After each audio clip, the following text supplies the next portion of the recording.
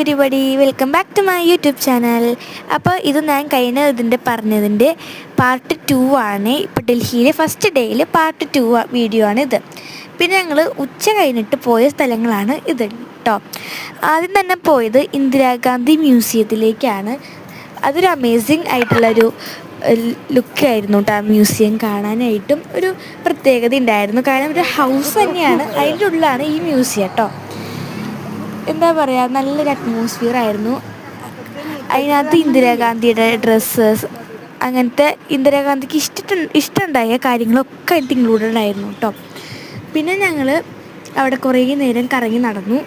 പിന്നെ സെക്കൻഡായിട്ട് ഞങ്ങൾ ജവഹർലാൽ നെഹ്റു മ്യൂസിയത്തിലേക്കാണ് പോയത്.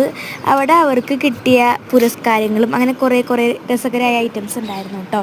പിന്നെ അത് ഗാർഡനിൽ കൂടെ നടക്കുമ്പോഴാണ് ഒരാളെ കണ്ടത്. ഒരു പീക്കോക്ക് ആയിരുന്നു കേട്ടോ.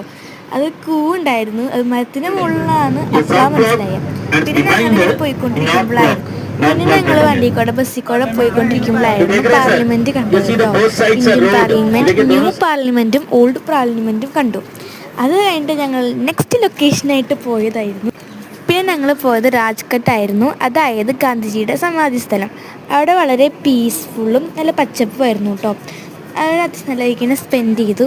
നല്ല ക്വൈറ്റ് ആൻഡ് കാം ആയിട്ടുള്ള ഒരു ലുക്കായിരുന്നു. പിന്നെ ഞങ്ങൾ മെയിൻ ആയിട്ടുള്ള റെഡ് ഫോർട്ട് കാണാനാണ് ഗൈസ് ഞങ്ങൾ പോയത്. അത് ഞാൻ ചിന്തിച്ച പോലെ ആയിരുന്നില്ല. ഫ്രണ്ട് പോർഷനൊക്കെ ബുക്സിൽ കാണുന്ന പോലെ ആയിരുന്നു. ഞാൻ ഇതുവരെ ചിന്തിച്ചിട്ടുണ്ടായില്ല റെഡ് ഫോർട്ടിൻ്റെ ഉൾഭാഗം ഉണ്ടെന്ന്. ഉൾഭാഗമാണ് ഈ കണ്ടുകൊണ്ടിരിക്കുന്നത്. അതിൻ്റെ ഷോപ്സും കാര്യങ്ങളൊക്കെ ഉണ്ട് കേട്ടോ. അപ്പോൾ ഇത്രയാണ് പറയുന്നത്. ഇനി സെക്കൻഡ് ഡേക്കുള്ളത് വരുന്നുണ്ട് കേട്ടോ.